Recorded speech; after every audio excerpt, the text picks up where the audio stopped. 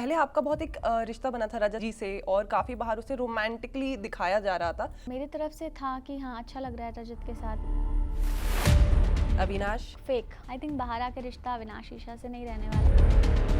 अविनाश ने अपनी लाइमलाइट के लिए, अपने गेम के लिए या अपनी फुटेज के लिए मुझे नीचा गिराया। चाहत की जगह अगर अविनाश की बहन होती तो क्या वो तब भी यही बातें बोलता? एंड इंसानियत ही नहीं है मुझे लगता है उसमें। जैसे चुगली चाची नाम दिया है, उनको ईवल ईशा नाम मिला है, ये नाम बिल्कुल परफेक्ट मिले हैं। और अविनाश के बिना ईशा का कोई वजूद नहीं है। ईशा तो मुझे बहुत फेक लगती है। तो करण वो कुरेदने का काम कर रहे थे, मतलब जले पे नमक छिड़कने का काम। उन्हें माचिस की तीली, मिट्टी का तेल नाम दिया है ना, ये परफेक्ट नाम दिया। अब बतौर कंटेस्टेंट आपको लगता है कि इस बार का शो थोड़ा बायस्ड है? बट यस, मुझे लगता है कि कुछ चीज़ों पे वीकेंड के बारे में बात होनी चाहिए थी जिन पे नहीं हुई। 21 लाख की तो बातें, चर्चा बहुत ज्यादा चल रही है, लेकिन एक्सक्लूसिवली हम आपसे जानेंगे कि आखिर ये रिश्ता है।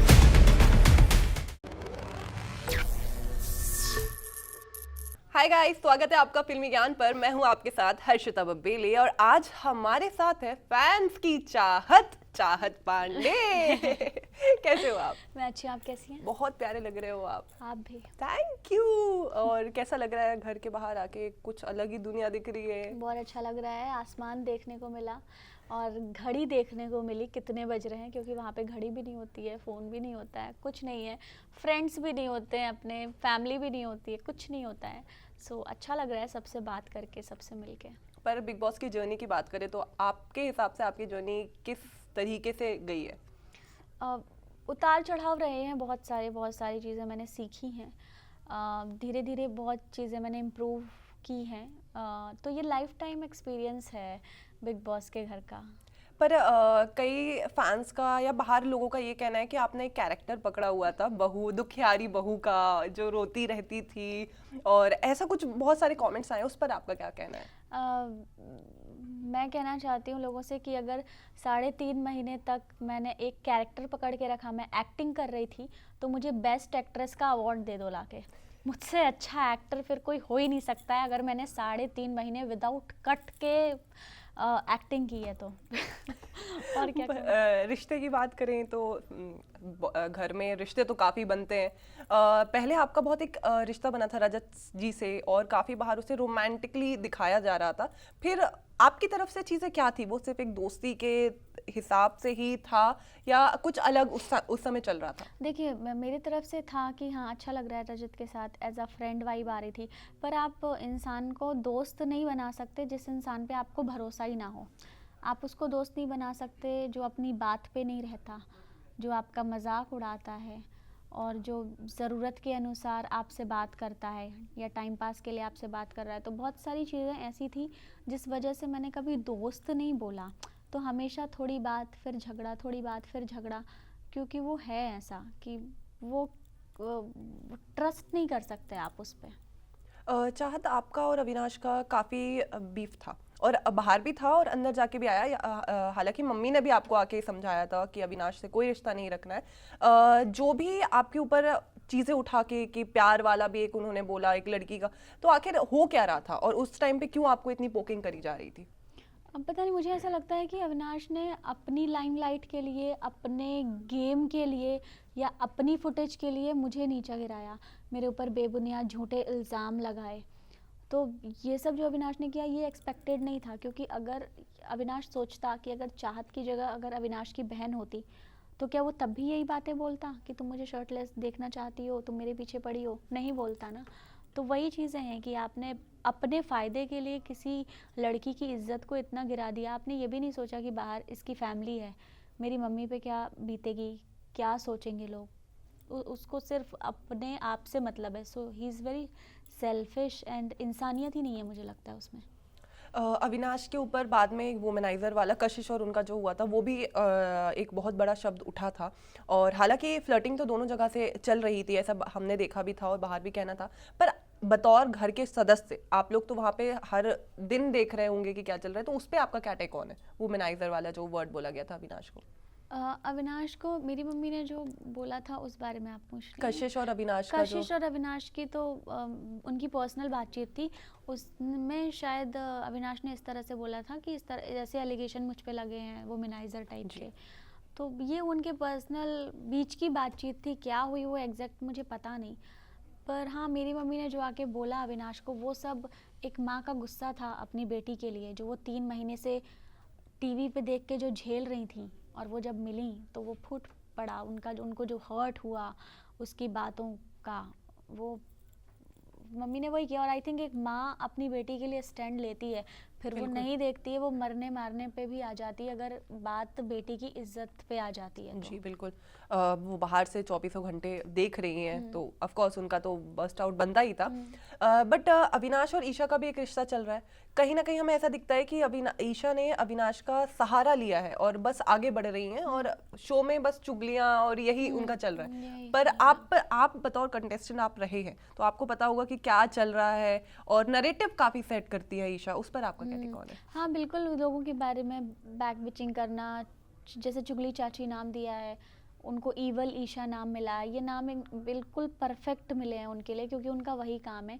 और अविनाश के बिना ईशा का कोई वजूद नहीं है, क्योंकि आप कहानी में से अविनाश को हटा दो तो फिर ईशा क्या है, तो कुछ लोग याद भी नहीं रखेंगे। और शायद अविनाश नहीं होता तो ईशा शायद दूसरे तीसरे हफ्ते में ही निकल जाती, पर सपोर्ट लेके अविनाश की उंगली पकड़ के, अविनाश के कंधे का सहारा लेके ईशा यहाँ तक पहुँची है। इनका काफी रोमांटिकली चीजें भी दिख रही हैं, कहीं गोदी में उठाना, ब्रेकफास्ट बनाना, ये सब क्या ये रियल इनका एक कनेक्शन बिल्ड हुआ है या सिर्फ शो के लिए चल रहा है? अविनाश का मुझे पता नहीं, पर हाँ ईशा तो मुझे बहुत फेक लगती हैं, तो मुझे लग रहा है शायद ईशा ने गेम के लिए किया है ये, क्योंकि शी इज़ वेरी स्मार्ट। उसको पता है कि कब किससे बात करनी है, नहीं करनी है, और मेरा फ़ायदा कैसे होगा, तो वो पहले अपना फ़ायदा देखती हैं, अपने बारे में सोचती हैं, तो वो बहुत फेक नज़र आती हैं मुझे।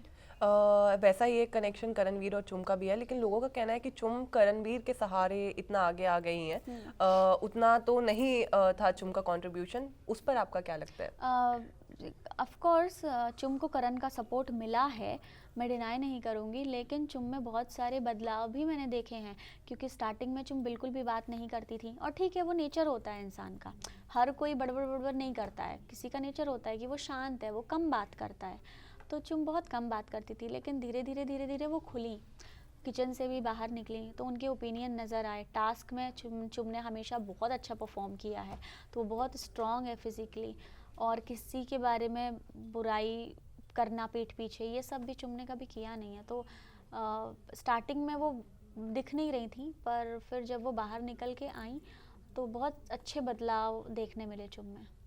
करणवीर की तरफ से भी आपको लेकर काफ़ी समय पोकिंग हुई है, करणवीर ने भी आपको कई बार ऐसी चीज़ें बोली हैं जो कि अलग वे में पोर्ट्रे हुई हैं, पोक किया है आपको, उस टाइम पे आपको करणवीर के बारे में क्या कहना है? और देखिए करण अभी पीठ पीछे जो करण ने बोला है मुझे कि मगरमच्छ के आंसू ये कैमरा के लिए कर रही है, ये सब तो मुझे बाहर आके पता चला।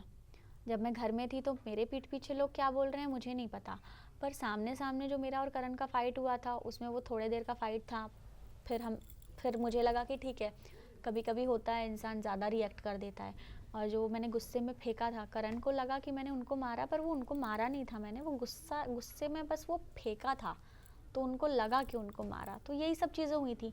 पर मेरे रोने का वो मजाक उड़ा रहे हैं, मेरी भावनाओं के साथ खिलवाड़ कर रहे हैं, ये मुझे नहीं पता था। ये मैं जब बाहर निकली और मैंने वीडियो देखे तब मुझे पता चला कि करण बोल रहे हैं मगरमच्छ के आंसू हैं, ये हैं वो। तो ये सब सुन के मुझे बहुत हर्ट हुआ, क्योंकि करण बहुत सीनियर हैं और इतने साल काम किया है, और उनकी एज मुझ में बहुत अंतर है, तो उनको समझनी चाहिए कुछ चीज़ें कि ठीक है पर्सनल अगर ऐसा कुछ हुआ है और बाहर क्या चल रहा है ये मुझे नहीं पता, और अगर मैं परेशान हूँ तो आप, अगर कोई परेशान है, आप चोट पे दवा नहीं लगा सकते तो एटलीस्ट आप उसको कुरेदो मत। तो करण वो कुरेदने का काम कर रहे थे, मतलब जले पे नमक छिड़कने का काम कर रहे थे, तो वो उन्हें नहीं करना माचिस की चाहिए तीली था। उन्हें नाम भी दिया, उन्हें माचिस की तीली, मिट्टी का तेल नाम दिया है ना, ये परफेक्ट नाम दिया है। 21 लाख की तो बातें, चर्चा बहुत ज़्यादा चल रही है, लेकिन एक्सक्लूसिवली हम आपसे जानेंगे कि आखिर ये रिश्ता है, कुछ है बाहर जिससे आप बच रहे हो या डिनाई कर रहे हो, कुछ है क्या जो आप... अगर ऐसा होता तो अब तक तो सामने आ ही जाता, है ना। सलमान सर ने भी जो नाम लिया मानस का, उसने तो खुद ही आके मीडिया में क्लियर कर दिया कि ऐसा कुछ नहीं है ना। तो चीज़ें अपने आप ही क्लियर हो गई। एंड मतलब मानस जैसा दोस्त भगवान सबको दे, क्योंकि मैं अंदर थी, क्या हो रहा है मुझे नहीं पता, फिर भी उसने आके इतने गट्स हैं उसमें कि उसने सबके सामने वो बात रखी कि भाई ऐसा कुछ भी नहीं है। तो अगर ऐसा कुछ होता, और 21 लाख वाली बात है ना, वो मेरी माँ, बात पैसों की नहीं है, 21 लाख की नहीं है, बात एक माँ के भरोसे की, कि उनको भरोसा था कि भाई ऐसा नहीं है, और अगर एक ऐसा है तो तुम ला के दिखाओ। तो कोई नहीं ला पाया क्योंकि वो बेसलेस था, कुछ था ही नहीं उसमें। चलिए, लास्ट क्वेश्चन है मेरा कि आपको क्या लगता है कि बिग बॉस का इस बार काफ़ी कंटेस्टेंट का कहना है कि बिग बॉस काफ़ी बायस्ड है टुवर्ड्स सर्टेन कंटेस्टेंट, कलर्स का लाडला, और काफ़ी ऐसे करणवीर शो, ये सारी चीज़ें चल रही हैं, तो आपका क्या बतौर कंटेस्टेंट आपको लगता है कि इस बार का शो थोड़ा बायस्ड है? हाँ, कुछ मतलब बायस नहीं कहूँगी कि टोटली बायस्ड है, बट यस मुझे लगता है कि कुछ चीज़ों पे वीकेंड के बारे में बात होनी चाहिए थी जिन पे नहीं हुई। तो अविनाश जैसे लोगों को, ईशा जैसे लोगों को बढ़ावा मिला है, क्योंकि उन्हें रोका नहीं गया उनकी गलतियों के लिए, उन्हें गलत नहीं ठहराया गया। तो जब गलत नहीं ठहराया गया वीकेंड के बारे पे, तो उनकी मुब्बाएं बढ़ती रही, वो और बोलते रहे। जी। चाहे वो अविनाश मुझे बोले कि अच्छा पसंद करती हो शर्ट, ऐसे देखना चाहती हो, तो उसको तब रोका नहीं गया, इसीलिए उसने कंटिन्यू कई बार बोला। ईशा ने जो भी चुगलियाँ वो करती थी पीठ पीछे, ये बात बोली नहीं गई वीकेंड के बार पे, रोका नहीं गया, इसीलिए उसने कंटिन्यू किया। जी। लेकिन ये भी चीज़ है ना कि बिग बॉस भी तो दोनों तरफ दिखा रहे हैं, ऐसा नहीं है कि वो दिखा नहीं रहे हैं ईशा अविनाश क्या कर रहे हैं। जी। जी। तो रोक नहीं रहे हैं, पर रियलिटी तो चेक तो मिल ही रहा है ना, रियलिटी तो दर्शकों तक पहुंच ही रही है, तो आप लोगों को तो पता चल ही रहा है कि ये पीठ पीछे ऐसा बोल रही है। चाहत, आपकी जर्नी मुझे तो पर्सनली काफ़ी अच्छी लगी है। चलिए, आपसे बात करके हमें काफ़ी अच्छा लगा। हमारा एक सेगमेंट है, हम वो कंप्लीट करते हैं। हम आपको एक कंटेस्टेंट का नाम देंगे, आपको एक फटफट हैशटैग देना है। Vipin, hashtag real man, Karanveer, hashtag smart, Avinash, hashtag fake, Shilpa, hashtag cute, Rajat, hashtag ड्रामेबाज, Chum, Chum pure soul, hashtag pure soul, Shrutika, hashtag fun loving girl, Eisha, hashtag evil Eisha, Alice, Alice, oh my God, Alice भी है क्या लिस्ट में? एलिस, क्या बोलूँ एलिस के बारे में, मतलब वो इन्फ्लुएंस्ड ही रही है, हैशटैग जो कुछ बोलती ही नहीं है, silent, hashtag silent, Yamini, Yamini, hashtag drama queen, Eden, hashtag hot sexy, Kashish, hashtag sexy girl, Digvijay, Digvijay, hashtag Diggy boy, Arfeen, Arfeen, hashtag दोस्त, सारा, हैशटैग नौटंकी। चलिए, हमारा नेक्स्ट सेगमेंट है व्हाट द कमेंट। हमने आपकी पिक्चर से दो कमेंट फिल्टर आउट किए हैं, आपको रिएक्ट करना है। दोगली चाहत, ऐसे ही रिएक्ट करना था? नहीं, आपको जिसने आपको ये दोगली बोला है, बताना है? हाँ। अच्छा, ऐसा रिएक्शन आया मेरा। दोगली चाहत, ओके। तो मैं ये कहना चाहती हूँ कि मैं दोगली बिल्कुल भी नहीं हूँ क्योंकि मैं जो थी बिग बॉस के घर में वो रियल थी।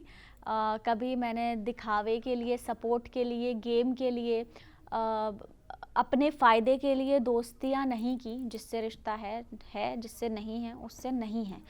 और रही बात मेरे आउटफिट की, तो फिर मुझे वेस्टर्न भी पसंद है पर इंडियन ज़्यादा पसंद है।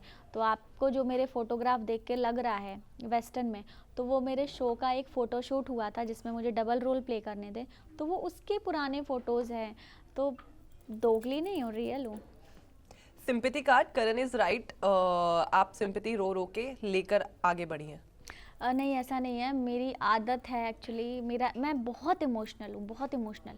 तो अगर मुझे कोई छोटी सी बात भी किसी की मुझे खटक जाती है या बुरा लगता है, मुझे हर्ट होता है, तो मुझे तुरंत मेरे आंसू आ जाते हैं। तो जो लड़कियाँ मेरे जैसी है जो छोटी छोटी बात पे रो देती हैं बेवजह, उनमें से मैं हूँ एक। तो शायद वो लोग रिलेट कर पाएंगे मुझसे जो मेरी तरह ही छोटी छोटी बातों पे रो देते हैं। तो इसीलिए तो I am very emotional person.